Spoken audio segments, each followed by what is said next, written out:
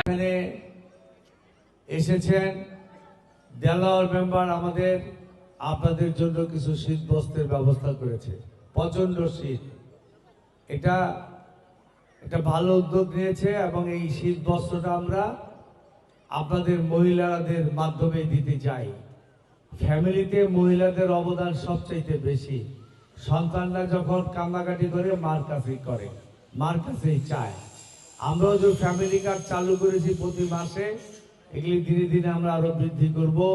এগুলি আমরা ফ্যামিলির প্রধান হিসেবে মহিলাদের নামে দিচ্ছি এবং অন্যান্য যারা আরো কিছু উদ্যোগ আমরা নিয়েছি। বিএনপি সরকার আসলে, বিগত সরকারের সময় ছিল বয়স্ক ভাতা, বিধবা ভাতা এবং আপনাদের মেয়েদেরকে উচ্চ শিক্ষার জন্য স্কুলের টিউশন ফি ফ্রি এবং খাদ্যের মনে শিক্ষা, যাতে আপনাদের বাচ্চারা স্কুলে গেলে লেখাপড়ার শেষে মাসের শেষে চাউল পাবে। এই কারণে এই জিনিসগুলি করা, যাতে আপনাদের মতো যারা সমাজে একটু পিছিয়ে পড়েছে অর্থনৈতিকভাবে তাদেরকে সামনে এগিয়ে নিয়ে আসা। তো আমরা ইনশাল্লাহ আগামী দিনে মাদক, সন্ত্রাস এবং চাঁদা মুক্ত এই ঢাকা খিলবাড়ি ট্র্যাক সহ ঢাকা 11 ইনশাল্লাহ প্রতিষ্ঠা করব। আপনাদের সহযোগিতা লাগবে। আরেকটি সমস্যা অত্যন্ত প্রকট এই অঞ্চলে, সেটা হলো যে আপনাদের গ্যাসের সমস্যা। গ্যাসের সমস্যার কারণে আমাদের মা বোনদের সবচেয়ে বেশি কষ্ট করতে হয়। গ্যাসের একেবারে সরবরাহ নেই, আবার গ্যাস সিলিন্ডারের দামও বৃদ্ধি। ইনশাল্লাহ বিগত স্বৈরাচারী হাসিনা সরকারের আমলে দেশে উন্নয়নের নামে লুটপাট হয়েছে, যেই কারণে এই জিনিসগুলি হয় নাই। তাদের ভোটেরও দরকার হয় নাই। আপনারা বিগত 17 বছর কোনো ভোট দিতে পেরেছেন? কারণ ভোট তার লাগে নাই, মানুষের জন্য কাজও করার দরকার পড়ে নাই। তাই ইনশাল্লাহ 12 ফেব্রুয়ারি ভোট দিতে যাবেন, ভোট দিতে পারবেন। শান্তিপূর্ণভাবে ভোটের আয়োজন হবে এবং আমি জানেন যে ঢাকা 11 আসনে ধানের শীষের প্রতীকে দাঁড়িয়েছি। আপনারা যদি দয়া করে আমাকে ভোট ধানের শীষে দেন, ইনশাল্লাহ আপনাদের কল্যাণের জন্য কাজ করব। গ্যাস সহ রাস্তাঘাট অন্যান্য সমস্যার সমাধান করব এবং আমাদের মা বোনদের আরও যাতে অর্থনৈতিকভাবে স্বাবলম্বী হতে পারে সেই জিনিসটা আমরা দৃষ্টি দেব।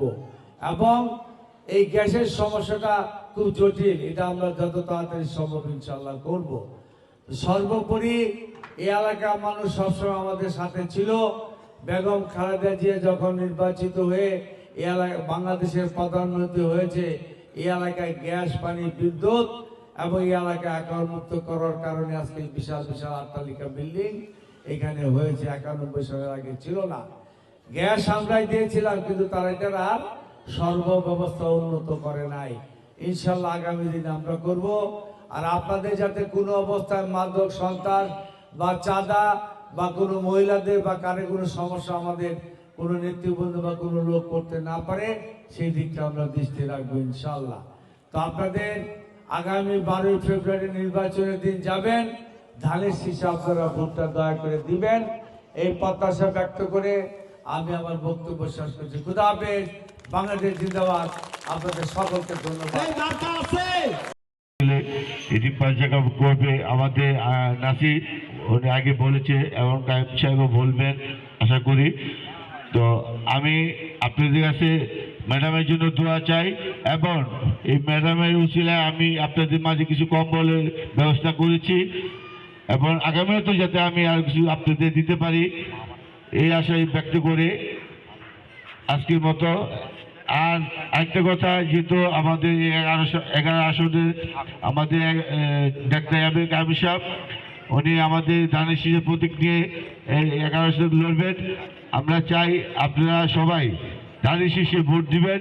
আপনারা এখানে যারা আসছেন এবং যারা পাশে আছেন বাড়িতে, তাদেরকে বলবেন অবশ্যই যেন ধানের শীষে ভোট দিবেন।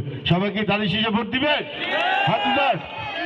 ইনশাল্লাহ আমরা ওনাকে সংসদে পাঠিয়ে আমরা তার কাছ থেকে আপনাদেরকে দিব এই আশা ব্যক্ত করে আজকের মধ্যে আসসালামু আলাইকুম।